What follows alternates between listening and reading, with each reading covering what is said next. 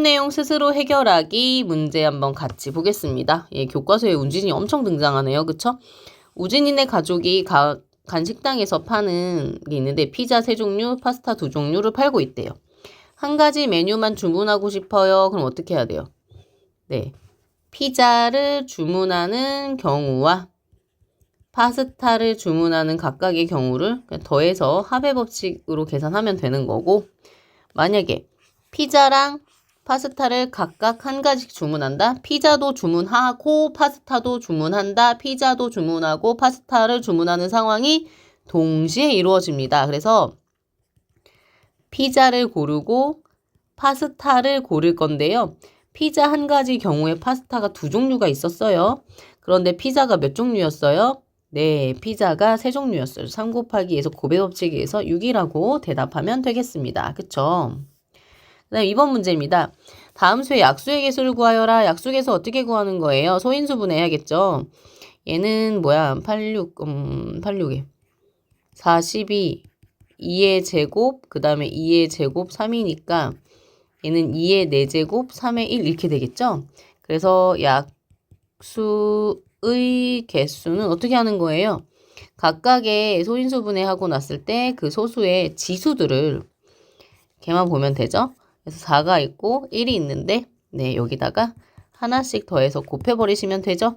그래서 5 곱하기 2에서 얘는 10개가 되는 거고 120은 12 곱하기 10이고 2 곱하기 6이고 2 곱하기 5고 2 곱하기 2 곱하기 3 그러면 지금 보니까 2가 하나 둘 셋 이렇게 있고 2의 세제곱 3, 1, 그 다음에 5, 1 이렇게 됐어요. 그래서 어떻게 하면 돼요? 약수의 개수.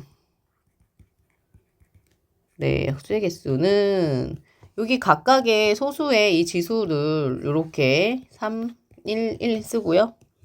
하나씩 더해서 계산하면 되죠? 4 곱하기 2 곱하기 2가 됩니다. 4, 4, 16, 그쵸? 네, 3번 보겠습니다. x랑 y가 자연수일 때 네, x 더하기 y가 5보다 작거나 같은 순서쌍의 개수를 구하는 건데 네, 이런 문제는 어떻게 해야 돼요? x 더하기 y가 1인 사건, x 더하기 y가 2인 사건, x 더하기 y가 3인 사건, x 더하기 y가 4인 사건, x 더하기 y가 5인 사건으로 이렇게 총 5개의 사건으로 나누는데 이것들이 동시에 성립하지 않기 때문에 각각을 구해서 예, 우리가 대답해주면 되는데 순서쌍으로 한번 볼 건데요. 얘는 없어요. 그죠?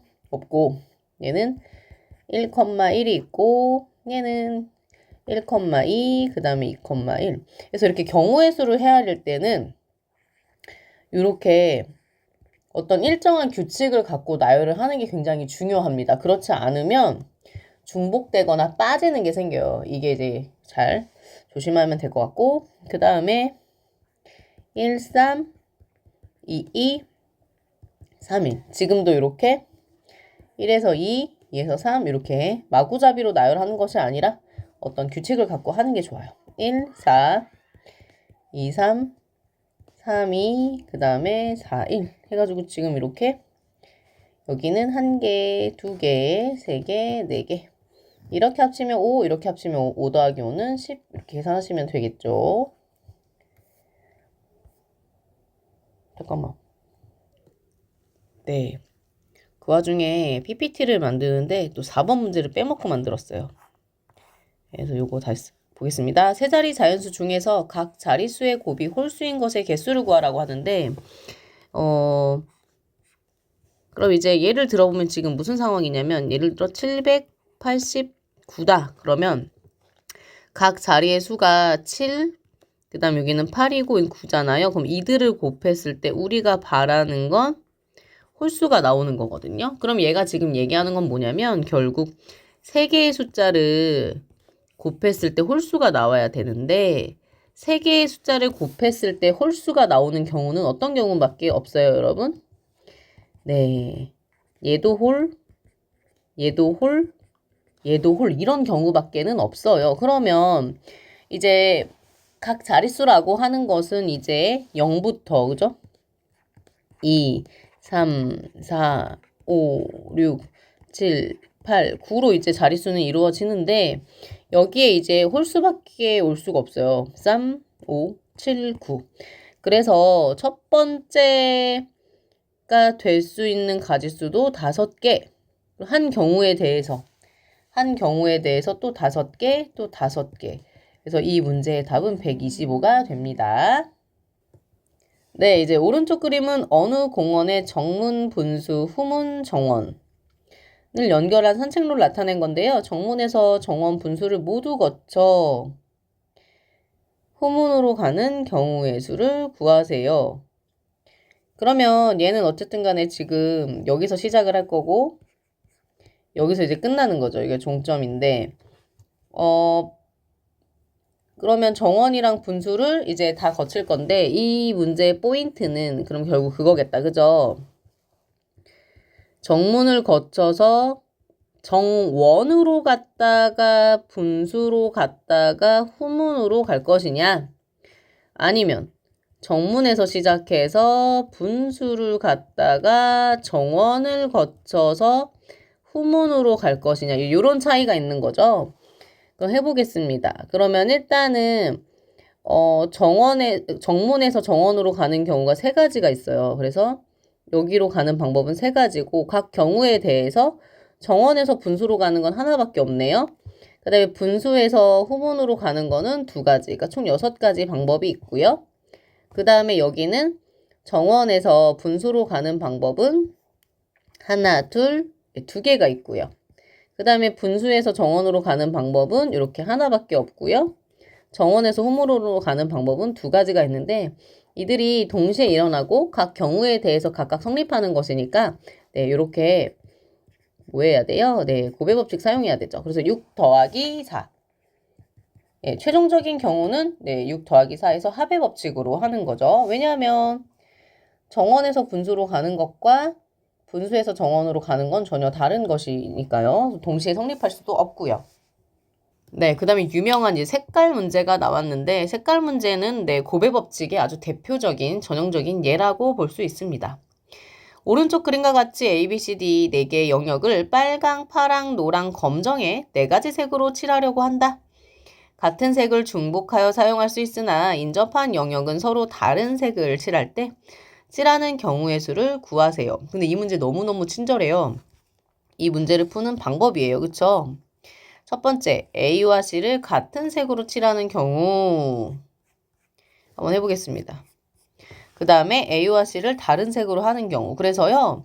여기 지금 보면 단계 1에서 나온 아이와 단계 2에서 나온 아이는 동시에 성립할 수 없는 아이기 때문에 1번에 해당하는 경우와 2번에 해당하는 경우를 각각 구해서 더해주는 것이 이 문제의 핵심입니다. 일단 단계 1부터 해볼게요. A와 C를 이제 같은 영역으로 한대요. 빨강, 파랑, 노랑, 검정 뭐 이렇게 되어 있네요.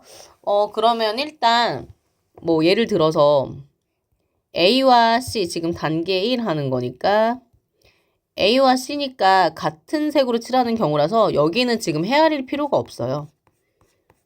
그래서 우리가 이제 여기 선택권이 없고 C에 선택해주면 되면 C에 올 수 있는 거는 4가지가 올 수 있겠죠? 4가지. 그 다음에 이 문제에서의 핵심은 무엇이냐면 여기죠. 인접한 영역은 서로 다른 색깔로 칠한다.